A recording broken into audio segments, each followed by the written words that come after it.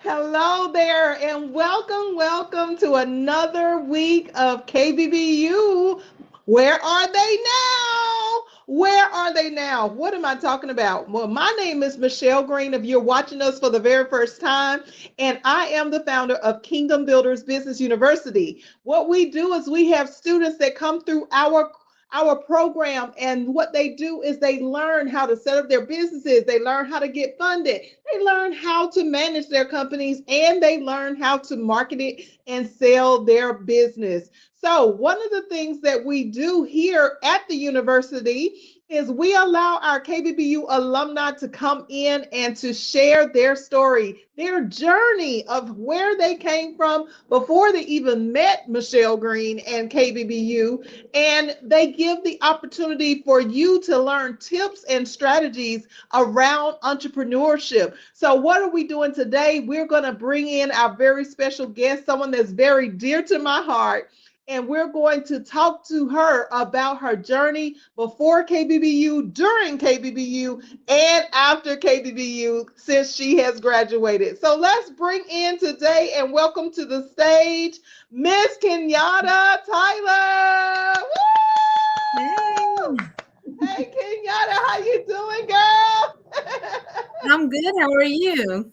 Doing amazing. So thankful that you are here to share your journey because I know it's going to impact millions of lives out there. So let's talk about it. Let's get into it. So tell us a little bit about yourself.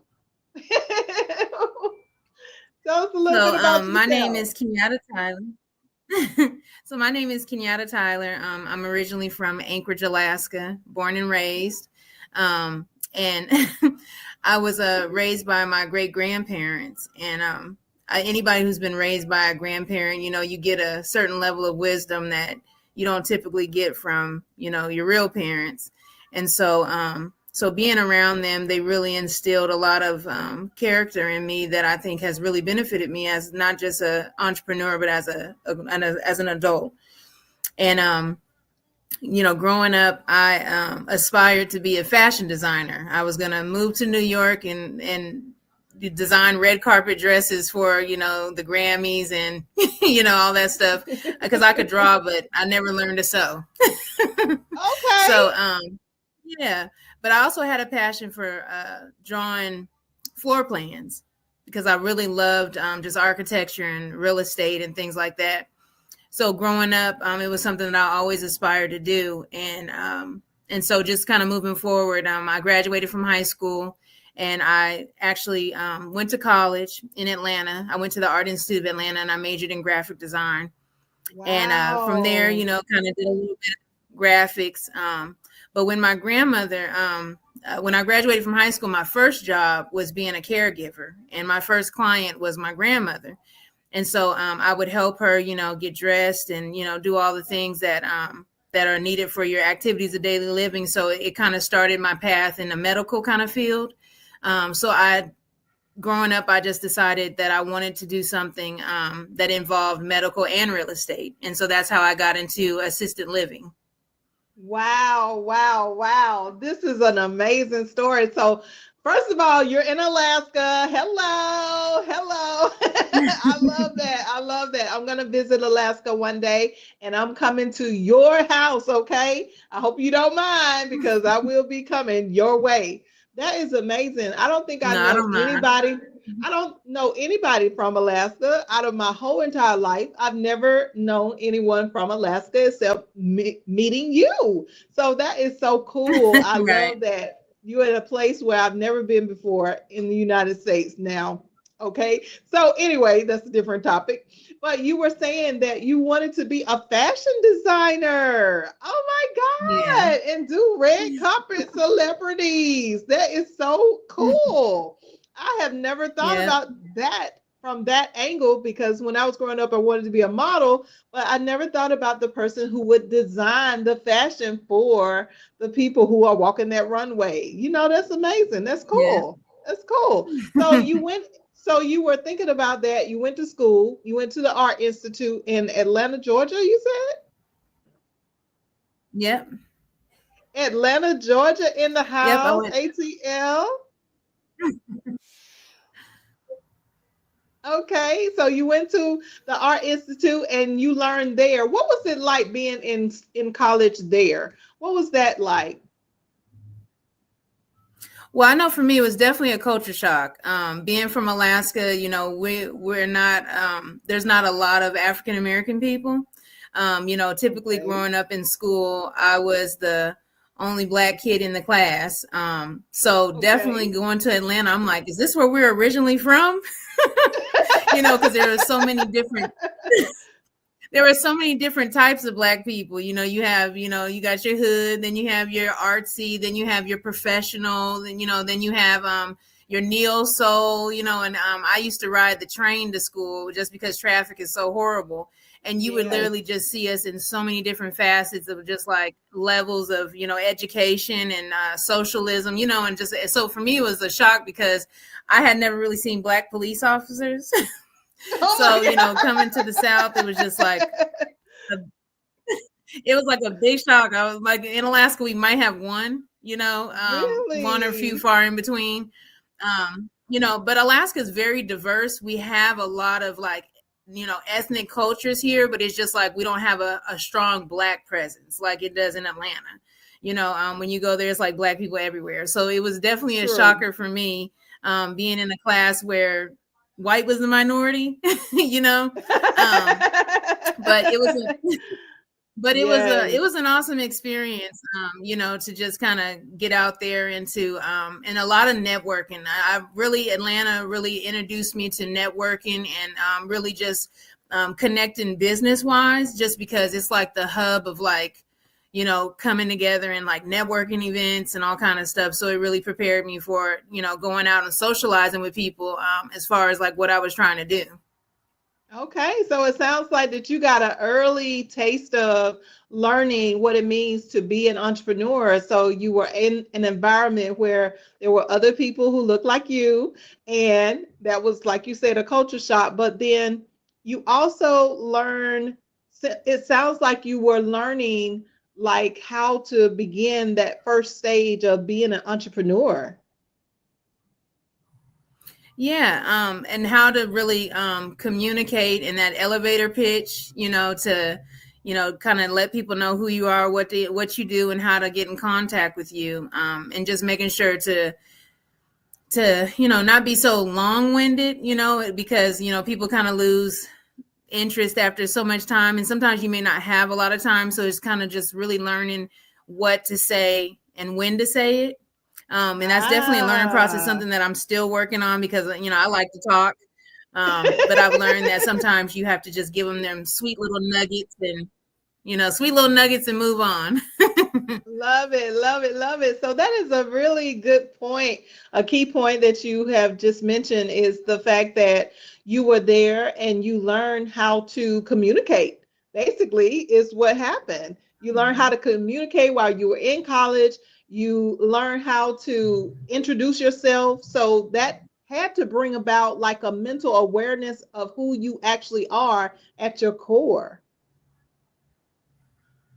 Yeah. And and it evolves, like where I was, 6 years from now, to today. I would say I'm a better person, better entrepreneur, because we should always strive to do things better and more efficiently, and learning from mistakes. And believe me, in this process, I have had some mistakes that have cost me a lot of time and a lot of money. And sometimes when I look back on it, I just say, God, Hey. if I knew what I knew, if I knew what I knew now. But at the same time, I also say, you know what, I can't cry about it. It is what it is. You just dust yourself off. And a lot of times you go through these things so that when you meet people who are in the beginning stages, you can kind of pre-warn them of the mistakes that you've made. So you can take those lemons and turn it into lemonade by being a blessing to somebody else. That blessing may have not fell on you at that time, but you can take your struggle and your pain and the things that you went through to be able to kind of help somebody else and guide them so that they don't have to go through it. So that's just kind of a Right. sacrificial, situation. And so that's kind of what I'm taking it as, is like I had to go through it because maybe I was built to handle that. and somebody else that I'll meet, maybe they can't handle that and they need somebody to help deter them from something that could crush them, because somebody else would have gave up. They would have been like, I can't do this. I've lost so much money. I've lost so much time. But sometimes, God puts like he said, he gives his hardest battles to his strongest soldiers, because there's some people out there that aren't strong, and they do need, and they do need people to kind of guide them, so that they can survive. Okay, absolutely. I love that. I love that. The strength that's coming from the journey that you have had. Can you share with us something that you have been through that was so challenging that could have knocked you off of your rocker, that would have taken you out if you didn't have the mindset, the right mindset, and I would say God at the center of your life? Yeah, well, on a personal level, I got married in 2017 and 2018. My husband and I were in Puerto Rico, and we were the victims of a violent crime where a guy tried to rob us, and my husband was shot in the neck. And so he immediately became quadriplegic, paralyzed from the neck down. At that point in time, we lost everything. We lost our life. We lost our goals and dreams and ambitions. Financially, things were non-existent. And we spent about a year living in hospitals, literally. We spent a week in Central Medical in San Juan, Puerto Rico. And then we spent 4 weeks in Augusta University Medical in Augusta, Georgia. We spent 6 weeks in Atlanta at the Shepherd Center. And then we spent 7 months at Richland Hospital in Columbia, South Carolina. And, wow. And so literally, yeah. So we spent a lot of time, and, we lost everything, like we had little businesses, and he had a career working in juvenile justice, and I was working, with people who had developmental disabilities. And so it was a struggle because we went from being a 2-person income household to a 1-person, no person income household. I wasn't able to work because I had to care for him, and he wasn't able to work because of his disability. And a lot of times people don't know that when you apply for disability, you don't even get benefits until the 8th month. So you apply and you have to wait 7 months, and then on the 8th month you get disability, and they do not retroact. So so you're in a waiting period. Yeah, so you're in a waiting period to even get those benefits. And then once you do get them, they're nothing compared to your income. My husband went from making, like $38 an hour, working, 50 hours a week, to suddenly only getting about $900 a month in Social Security. And but through it all, I end up having to go back and look at my tax returns, and it's amazing how God kept us, because in I think it was 2018, we reported $0. 2019 reported $0. 2020 we reported $0. I can't even fathom. I cannot even fathom. Yeah, 2021 we recorded like 1,500. Like, and the thing is we were never homeless. We were never without. For the year. Yeah, we were never homeless. Yeah. Oh my God. I didn't start really bringing in income until 2023, and that was only like $15,000. That is and crazy. I just look back on how God kept us. Like, we knew he was keeping us, but when you really look back and look at the numbers, I'm like, how did we survive off of $0 reported? Like, there's no way. Like, that's nothing but a supernatural, encounter with God, in his keeping power. Yes. And so, and literally we had people that donated money to us. They did a GoFundMe for us and raised like over $60-something thousand. And we would just literally get checks in the mail. Yeah, we would literally just get checks in the mail from churches and people that we've never even met before. How they even got our address, we don't even know. Like, and we're just talking, like, I mean, I got a phone call one day on the interstate, and a church was like, the Lord had put us on our heart, and we did an offering for you. And I was like, oh, thank you, and the man told me that they raised $6,000. $6,000? Yeah. Yep. Wow, that And is that was so like right at a time. incredible. Yeah, and that was like right at a time where we were literally broke, and it's like when you're going through that situation, it's like people, they always reach out to you and they're like, let us know how we can help you. But I've always been a self-sufficient person, and I've never like borrowed money from people, and things. So it was hard to ask for help, and God knew that, so He put it in a position where I didn't even have to ask.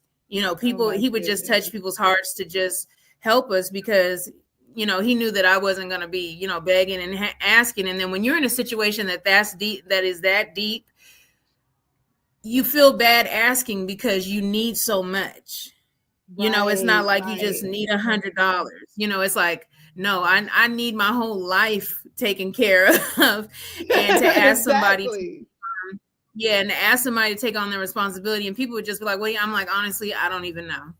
Like, That is like whatever God puts on your crazy. heart, then, you do it. And so with this business, I,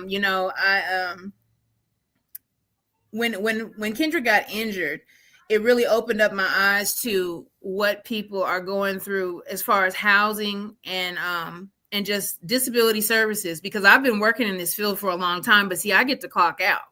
So I would Okay. go home, and I never thought about what families went through who had to live this life day to day for lifelong. And so when it became a situation where I was in that situation, I was like, wow, there are a lot of gray area and there's a lot of gaps. And I wanted to find a way, because I was tired of living paycheck to paycheck. I was tired of praying for donations, Right. and I had to make the hard sacrifice of coming to Alaska. Kendrick is in South Carolina, and it was a Wow. suffering period. And it was a suffering period for him, because with me not being there, he had to rely on caregivers. Sometimes, people didn't work out the way that they were supposed to, but I really feel like when I was praying to God, I had to make that sacrificial move, because in order for me to put myself in a position to, you know, um, make life better, I had to be uncomfortable, and I had to Wow. do the hard thing. And so I'm here in Alaska. I've been back and forth since July. Um, Crazy. and just to kind of go back a little bit, when I was talking about errors and mistakes that I made, and it's so important. That's why I love with KBUU or KBBU, Hmm. is because you didn't just teach us business; you taught us kingdom business, and Yes. how to do things God's way. And I'm a perfect example of what happens when you do something and God don't know nothing about it.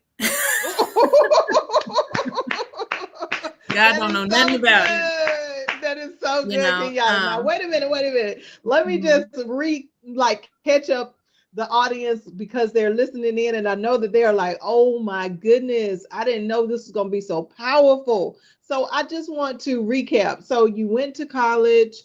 You originally was thinking about going into fashion design so that you could design those celebrities' red carpet, but you ended up at an art institute in Atlanta, Georgia. How did you even meet your husband to get to the point of where y'all were, a thing? Y'all were a couple.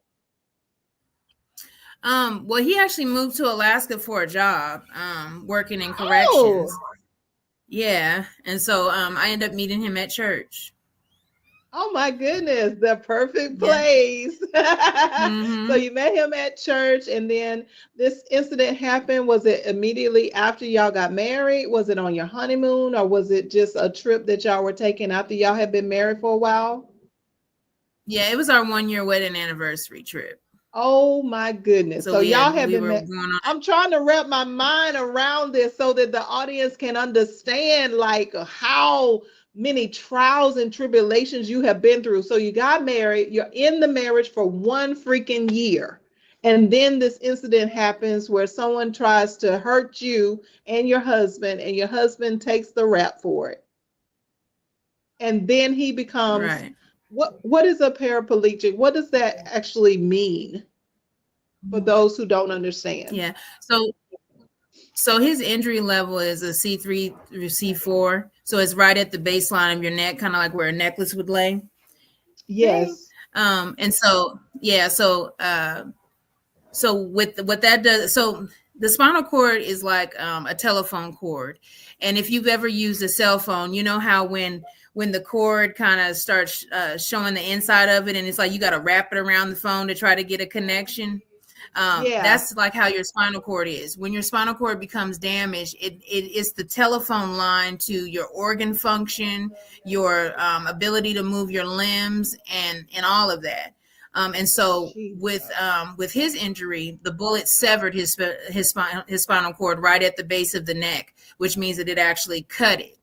And so when that cord is cut, anything that is below the injury level is affected. So his injury level affected the shoulders down.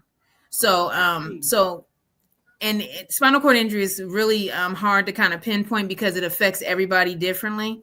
And so with him, they had really predicted that he would never move from the neck down. But I really do believe that God. mindset. Yeah, because when he first got injured, he could not move anything but just move his neck back and forth. Like he couldn't move his hands, he couldn't do anything.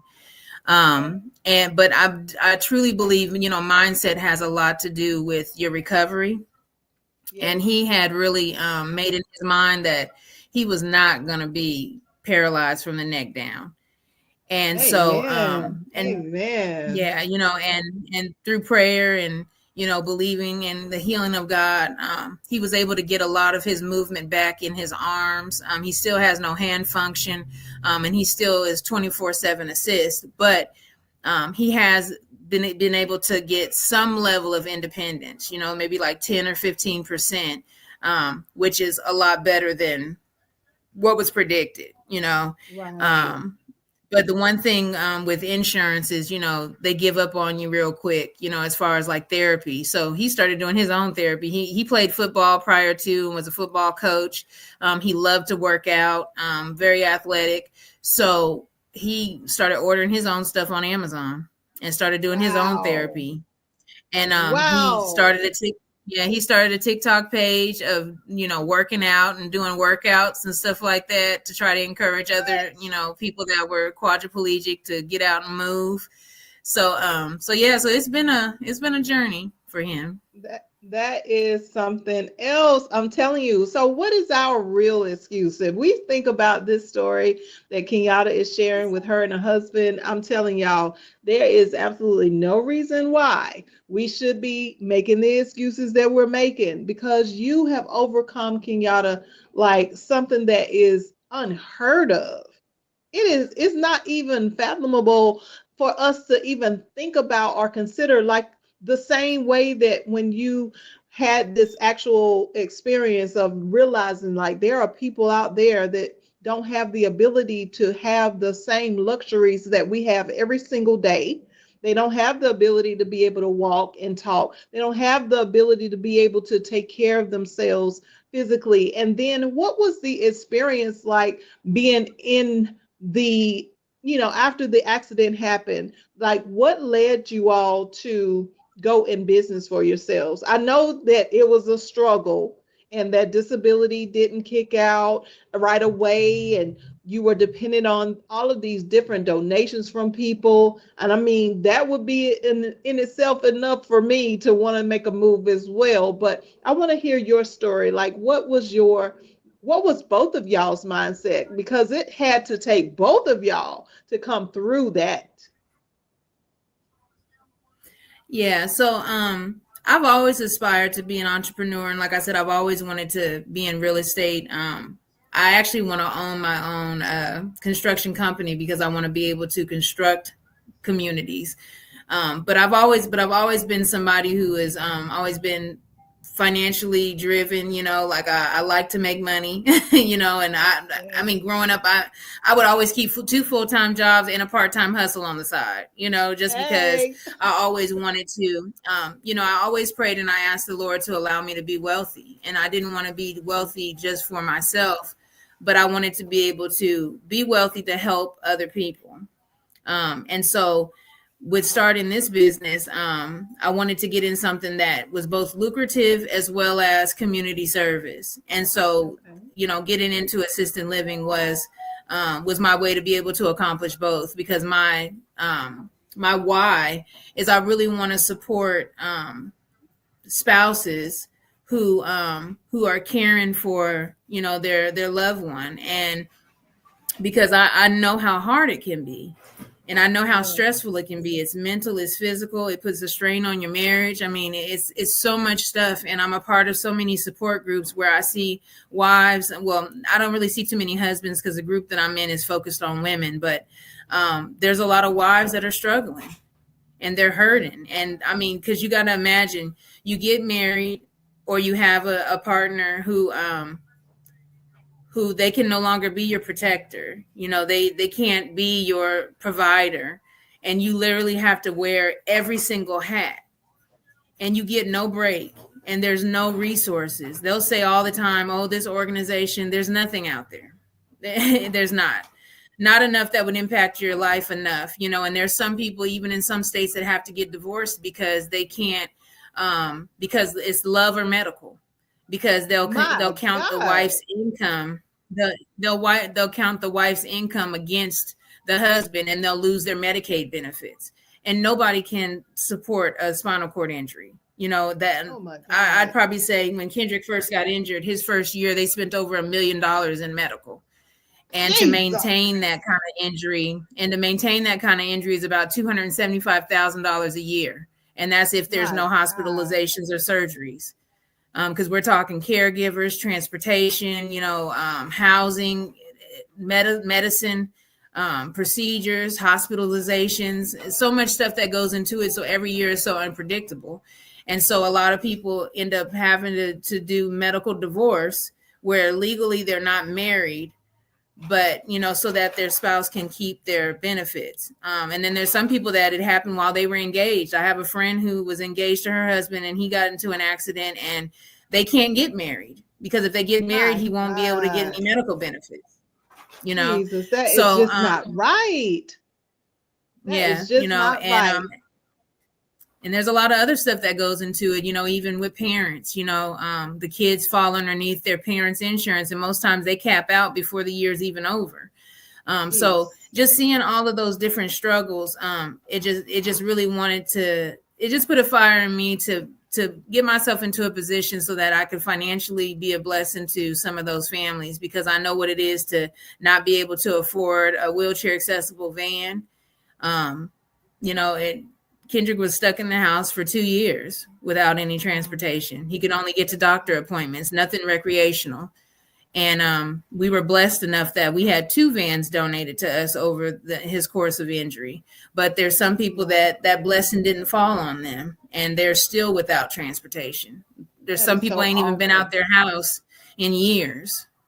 Jesus, that is So definitely something that we need to shift our minds to think about how grateful we should be as people. No matter what our circumstances or situation, my family has always said, there's always somebody out there that's, worse a situation than what you're in. And we really need to count our blessings. And I can't even imagine like what all you all had to go through day to day. But I'm just so grateful that you came, that we connected. Now, I don't remember exactly how we connected, Kenyatta, but tell me a little bit about that experience of when you first started, like when we first connected and what that was like for you guys. well, I don't know how we met. I don't know if we I met at don't like I some business don't event. remember either. I don't know. That's crazy. I don't. I really don't remember. Yeah, I'm like, I don't know where we met. Like, I don't know if we met at like, did you used to go to like the 1,000 cup meeting or something down at the No, library? no, Okay, that no. wasn't it. Or maybe you know what? I I don't. think you know what? Okay, I think I might remember it. I think I might have met you at one of those events. There was a lady who used to have, oh man, what was it? She used to have those Denise? events at that hotel, huh? Yes, yes, Miss Denise. I think her name was Denise Yes, I think, or something. Darlene. Darlene. yeah, Was it Darlene? Darlene. I think I Okay, met all you at one right. of Darlene's events. Yeah, I Okay, think that's that's what where it I met was. you. Okay, Yeah. great. Yeah. But no, it was a blessing, and I know Kendrick and I were so grateful because you gave us a scholarship to go Yes. to your first class. And mind you, I went through 3 rounds of Yes, you KBBU. did. Yes, you did. So back Yep. then, And we we did our credit repair. So so you we were have a in. lot of right. So we have a lot of experience, in dealing with you. And it was a blessing because like I said, each class, and this is what I tell everybody all the time, because they think that when they take your class once, that if they take it again, it's going to be exactly the same. It's No, it's absolutely not. not. No, it's not. It's totally different. We talk about the same things, but it's almost like we come from a different angle. And then you have Mm-hmm. different people in your class who come in and they bring so much different energy and knowledge. So even if you took the class like 10 times, it would not be the same. You would learn something different, and you wouldn't be bored. I And love it that. really Thank you for taught. sharing that. Yes. Yeah, So no what problem. Like I said, So you go came through ahead. the credit repair program. I just want to let the audience know, kind of like following your story. So you came through the credit repair program first. We actually met at a business event. So it was a Mhm. networking event with Miss I think her name is Darlene and Harvey or something like Harry. Yeah. Harry and Hmm. Darlene or something like that. They had a business event of networking different entrepreneurs, and I don't even remember how I got there. Honestly, I don't even Yeah, it remember. was called, her business is Biznet or something like that. Biznet, yes, Biznet. So Mhm. shout out to Miss Darlene and Harry. But also when we got together, you guys came through the credit repair program first, and we've got your Mhm. credit straightened out for both of you, and then that put you in a position to be able to do some other things. And then I actually hadn't started the business school. Um, online. I hadn't actually started that business school until July of 2020, even though we had opened it originally in May of 2018, and we were doing in-person classes and I was helping people in person. But when COVID happened, we decided to go all online. So we went online and you were a part of that very first course.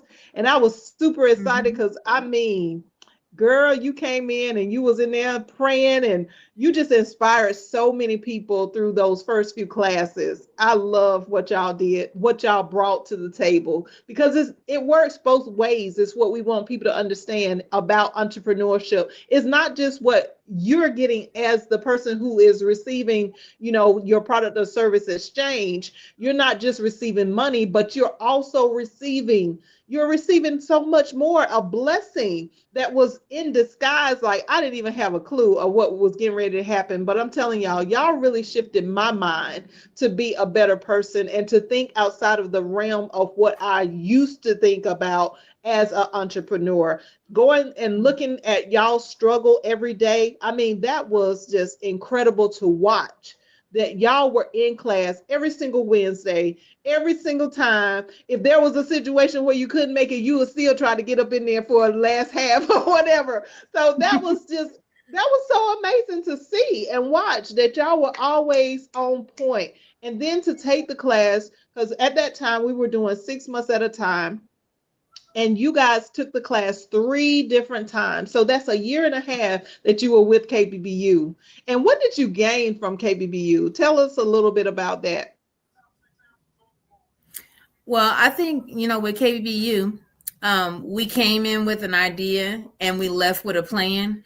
Because a lot of people, they came in, with just saying, I want to do this. And the class really taught us how to do it, and how to do it properly.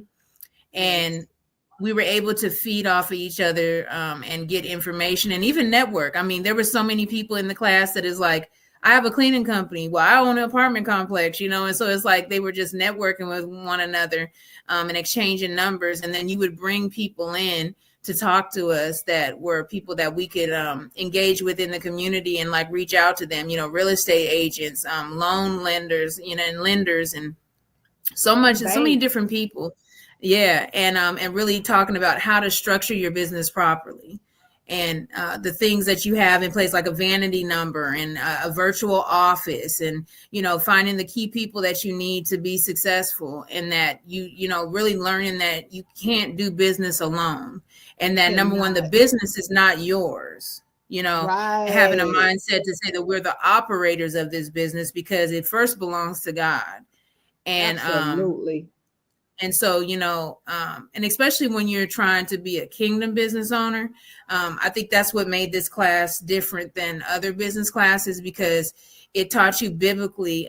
You even broke down like how tithes and offering, That's like right. how that really, how that's really supposed to go, and planting seeds in good soil. And Yes. not just saying, not always just giving money to the building fund where ain't nothing been built in 20 years. you know, That but finding part. but finding ministries that are growing, and and that even goes into business, like not involving yourself in business deals that they're not growing anything, they're not doing anything. Exactly. And so Exactly. it was just a blessing to be in the class, and to just meet just so many different entrepreneurs with so many different backgrounds, people that are coming in with experience, and then some people that are coming in with, like I said, just an idea, like how I came in. And I liked how, because I'm one of those people, I'm a visual learner, and Yes. I'm one of those people that I am a step-by-step kind of person. So I Hmm. literally came in with nothing, and by the time I came out, I had a whole business plan. I had a That's whole good. business that I could Yes. actually start. Absolutely. So originally you did start a business, and that business is kind of on hold right now. Is that right? You want to tell them about it a little bit? Yeah, well, actually, I've had several businesses that I've thought about. So I had Paparazzi Kids, which was, I did Yes. face painting, crazy hair, birthday parties, decorating, all kind of things like that. And that's still something that I kind of do on the side. And then I had Med House, and Med House was a business that I started, where we would provide housing for traveling medical professionals, so CNAs, nurses, doctors, and things like that. And then I have Psalms Assisted Living. And honestly, when I started to look at the businesses, I wanted to look at, number one, what would be the most successful business and the most profitable. And so Yes. I did my due diligence, and I really looked at all the different businesses. And with Paparazzi Kids, it was something that was very labor heavy for me, which meant that I would Hmm. have to be there all the time doing the face paint and doing the crazy hair. And that's not really the kind of business that I want to structure. It's a talent that I have, and I can do it on the side, to make extra Make money. some money. Yeah. Um, Now and then with MedHouse, once COVID ended, the whole trend of traveling nurses went from being lucrative to them being really cheap. Yes. Not to talk Yes. bad about them, because I don't blame them. At the end of the day, you don't want Yep. to be giving up all your stipend to housing. But on a business standpoint, when I started to look at the liability and the cost versus how much would actually be brought in, it just didn't really make too much sense to me anymore. And it's still something that could be Yeah. done, but it wasn't something that I wanted to start with. So then when I went into the Psalms Assisted Living, I'm actually in Alaska doing it and not in South Carolina, because I'm back and forth. But Alaska pays a lot more for this type of field than South Carolina. And I do Woo. plan to open something in South Carolina, but I have to have Alaska open to be able to fund, and pretty much that be a nonprofit type situation. So Right. that's one Right. thing that we learned in KBBU, is that you have to do your market research. That's And it. just because you like to do something doesn't mean you should do it. Come And on now. Come on. Say it again. Say it just because again. you like to do something doesn't mean you need to do it. I mean, you got to look at some of these billionaires. They don't care about food. They don't care about electricity. They don't care about oil. They care about the end result, which is the profit. So That it may part. not even be something that they're 100% interested in, but they see the long term benefit of it. And so that's why you see a lot of these umbrella companies that are investing in all these different, industries, because they see the Yes. wave, and they also know when to jump out. you know, Exactly. so Come on. Tell them about it. Tell them about because it. You it's just got to like, have some prime example, wisdom. just prime example, Tesla, like when Tesla first came out, everybody was jumping on it. Now everybody's jumping out because Tesla is going down, Come on And now, tell the truth about it. So it's like you have to watch the market and see if it's something that you should continue or something you could sell or you get out of it, and not get so attached to your business where you can't grow as a person, because selling your business or moving on to something new isn't a failure. It's business. That's right. So I learned that all from so I learned that all in KBBU. Oh, thank you so much. So if someone was interested in following you or getting in touch with you regarding your actual companies, how would they reach you? So they can call my business cell, 803-719-1573, or they can email me. My email is PSALMASL and then LLC @gmail.com. So it's basically Psalms Assisted Living, but it's the acronym LLC @gmail.com. Gotcha. Awesome. So tell us a little bit more about Psalm Assisted Living and what kind of things have you come through in business. I see that you are in one of your housing right now. Looks like it's some reconstruction or something going on in the background. Can you share a little bit about that? What's happening? Well, like I told you, I'm all about chasing, finances. So I'm actually at my friend's assisted living home right now. I actually work for her. So aside from having my own business, I'm still working. And that's one thing about business too, is that when you're first starting out, you can't just work your business. You might still have to do something on the side. And so when I first came to Alaska and I was trying to get everything together, my friend owns 4 assisted living homes here in Alaska. And so she's been like the person that's so she's been the person on the ground helping me like get everything together. And so when I came there, I was like, I need a job. And she was like, you're hired, So so I actually work at her home that has 5 girls, 4 now, but I work at her home, and it really helped me to get ready for mine, because it allowed me to like get in the administrative type, atmosphere to kind of like see how the house is run, how we do the meds. And so once I opened my own home, the girls here were like, are you going to leave us? And I was like, no, I'm not, so I'm balancing both, but when I had first talked to you guys about mistakes that I made in business. So, I was really ambitious, and I was able to start all this because, God blessed me, like I said, to be raised by my great grandparents. And when my great grandfather passed away at 100 years old, he left me, he left me a little something. And so because of that, I was able to jumpstart my business, and actually invest in what I wanted to do.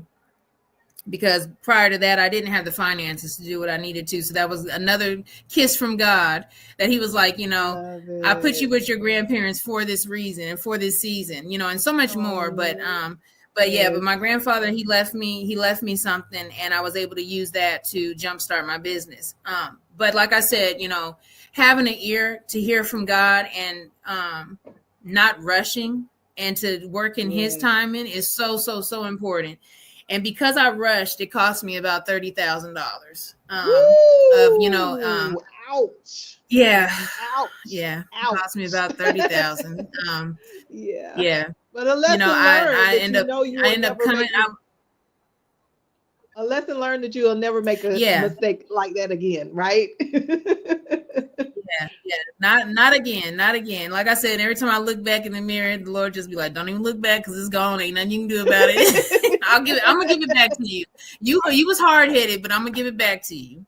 And so the way that I got in that situation was, I rented a house in Alaska, and I was trying to do all this from South Carolina. So I'm like literally renting a house, $2,500 a month.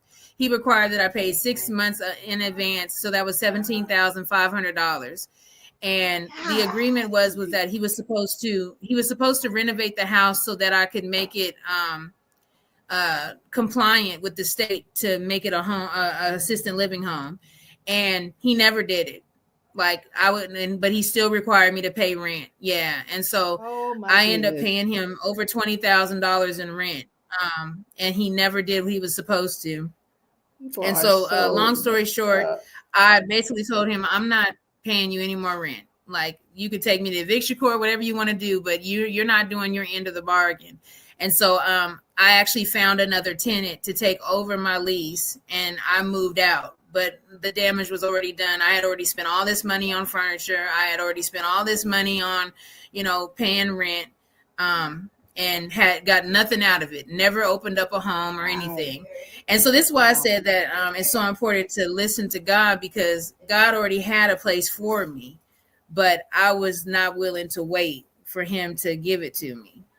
And if I would have known what I know now, I would have had $30,000 in the bank plus, this paid off place that I now have. So when I was thinking about trying to get a place, I was like, Alaska's real estate is really expensive. Average decent home here is around $650,000. Wow. So yeah, and that's like if you don't want popcorn ceilings and a yellow bathtub. Oh my God. So yeah, so to get something decent, $500,000 to $650,000. And so I was like, I could go do that, but one thing that I still deal with is fear. I'm not a jump off the cliff type person. I'm sitting up there looking at the cliff like, okay, how far is this? Like, what if I hit that rock? Like I'm overthinking. So I'm not a big risk taker. So I started looking into purchasing mobile homes, because mobile homes were a lot less expensive. And I would have to pay land rent. But for me, that was something that was more, safe. Anyway, so I was driving through the trailer park looking for this home that was listed for $20,000, which I wouldn't have paid that much. But I was like, let me at least go look. Went to go try to find it. And if you guys have ever driven through a trailer park, it's so hard to find stuff, because it's like the way that they number stuff is so confusing. So I got lost, and I was in the car frustrated, and I'm like, where is this trailer? And so I'm lost, driving all around. And next thing you know, I made this turn, and I see this trailer, which was the nicest one in the park, in my opinion. And it had a sign that said for sale by owner, $8,500. Oh, and I'm like, yeah, and I'm like, 8,500. I'm like, this person must have forgot a zero or forgot a one or something. So I call the guy, and I'm like, hey, I see that you have your trailer for sale. It says 8,500. Is that how much you're asking for it? And he's like, yeah. He's like, it's a 4-bedroom, 2-bath, with 2 additional rooms on there. There's 4 storage units on the property. And he's like, we have a leak in one of the ceilings. He's like, that we don't really know how to fix, but he's like, we're honestly just trying to get out of this because we bought a house. And, with trailer parks, like, even if you own the trailer, if you can't move the trailer, you're going to have to pay for the land rent. So they couldn't pay a mortgage and pay land rent. So they were trying to make it really cheap so that they could get out of, the land rent. The whole, yes. So the guy, he was like, yeah, well, I have somebody who's coming to look at it tomorrow at 6:30. And I said, well, can I come at 5? No, that's right. Hello. And so, yeah. And so long story short, I called my uncle, who's a contractor. We went by, we looked at the place, and the place there was nothing wrong with it. The only thing was that it was just, outdated, not well kept. And it just needed some beautification. And so we went in there. He had it listed for 8,500, but I gave him 9,000 because we kind of got into a bidding war with somebody else. And I had to rebuke the devil in that place and tell them to get out. That's right. I know that's right. Because, they were like, because some people were offering $15,000, so I know that was nothing but God. That was nothing but God that had that man choose me, and I only gave 9. So I spent 9. I spent 9,000. I put about $20,000 in renovation, and when I went to insure it, they insured it for $76,000. Wow, less than what you even bought it for. That's crazy. Wow. Yeah, I said so. So I invested about 29,000 in it, and so now it's worth. If something was to happen and it burned down, they'd give me $76,000 for it. Wow. I said, so that was a great flip. It was a great experience. Like I'm addicted. Like I'm looking for my next trailer to work on. I love it. Come on back to South Carolina. I got some stuff for you, okay? But listen, Okay. how can they follow you on social media so that they can see these wonderful pictures? I mean, you flip that thing around. That trailer is amazing. Look, I want to come to visit Alaska and live there for the time that I'm there, okay? That's how I feel about it. I'm like, golly, that was so cool. That was so cool, and it Yeah. is beautiful. But how can they follow you on social media? Do you have a social media site that they can see these pictures? Because I know they would love to see it. Yeah, it's just my personal page. So Kenyatta, Kenyada, and last name Tyler, Tyler. Just like how it is listed right there. Okay. So they can follow me on my personal page. Most all my posts are public, so they can go on there and check it out. Or they can message me and I can send them pictures. But yeah, so that's the way. And then also I got to give a shout out to my Uncle Paul, who was my contractor with Golden Hands LLC. Hey, go uncle, go. Hey, I love it. I love it. Keep it in the family. So there you have it, guys. Such an amazing story, Kenyatta. I am just so proud of you. I am really just about a little emotional over here. I'm trying to contain my feelings, okay? But I am so proud of you for real. You and Kendrick, like y'all have really inspired so many people, and you just continue to bring smiles to so many faces and so many hearts. I love it. I love it. I love you. I love you all. And I thank you for joining us today at Where Are They Now? I hope that you guys got some nuggets listening to her journey and the struggles that she have overcome. Like that is so crucial to your success as an entrepreneur. Now, Kenyatta, is there any last words that you would like to share before we go today? Yeah, I just want to say, that when you're thinking about starting a business, well, number one, if you have an entrepreneur spirit in you, you need to work on that, because looking at how the world is going and how the economy is going, it's going to be hard. And I believe that if you are somebody who has the leadership skills and the ability to be an entrepreneur, you should definitely invest in it. And everybody's not meant to be a boss, because we need employees. In order to be a boss, you got to have employees, and there's no shame in either one. There's some people that was born to work, and there's some people that was born to lead. That's right. And if you do have that, I would definitely suggest that you guys consider coming to KBBU. And you have to invest. You can't expect to get everything for nothing. Right. And it's well worth the investment, because you get a lifelong support system.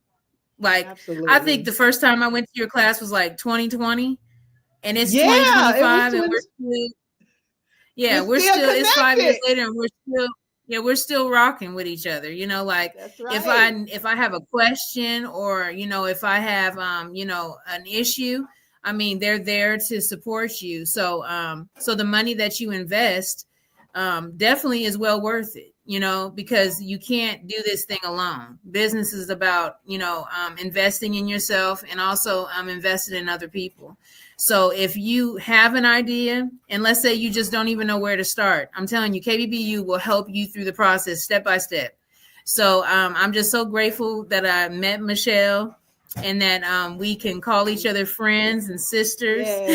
Yes, absolutely. And so, like I said, and don't drag your feet. I mean, every day that you wait is a day that you're missing money. Is a day that you're missing opportunity. And I know sometimes we can put things on the back burner, but if you can spend $35 a month on Netflix, where it does absolutely nothing but just show you movies that you've already seen before, then you can definitely invest in something that is going to give you financial freedom, and also build the communities, create jobs, or whatever it is, or even if you're a nonprofit, and that's the other thing. If you are a nonprofit, you are a business. Okay. There are definitely things that you need to know that can put you in jail, and that can give you some serious fines if you don't structure your business correctly. Because I've met a lot of people who have a nonprofit, they think it's just avoiding taxes. It's a lot more Nope. than that. Yes, it It's a is. huge structure. So KBBU will teach you structure on how to structure things correctly and the things that you need in place so that you are, when you go to a bank and ask for a loan, that you look, profitable, and that you look like you're not a risk. And there's so much Yes. more that we could talk about, but see, that's why you got to go to KBBU so you can get that information. Come on. Thank you so much. That is so huge. I really appreciate you sharing that. And of course, I love you guys so much. I'm so grateful for you coming on today. And I just wish you so much success. I pray that your journey, you just have people just overload of people and trailers and anything that you ask God for. I just pray that He will multiply it 100 times. Okay. Thank you so much, Thank y'all. Let's you. give her a round of applause for being here. And we are going to wrap this up today. Thank you guys for watching us for the Where Are They Now at KBBU. I told y'all you would be inspired today. I tried to warn you, but you didn't want to hear me until you heard this story of Kenyatta Tyler and her husband, Kendrick. Listen, you too can be that inspirational. You have a story of your own, and we want to share it with the world. But first, you got to take that first step, like she said, and join in KBBU, and we will share your story all across the globe. That's right. We will share it all across the globe because there are millions of people, billions even, that are watching. We are powered through CTR Media Network, and we just want to thank them also for having us on their platform, for having them a part of our network. So we want to thank all of you for watching today, and we will see you next Tuesday. Remember to set your clocks, to set your timers on the notification at YouTube to make sure that you don't miss anything that we do here at Kingdom Builders Business University. That's kb.michellegreen everywhere. Okay, until next time, you guys take care and y'all be blessed.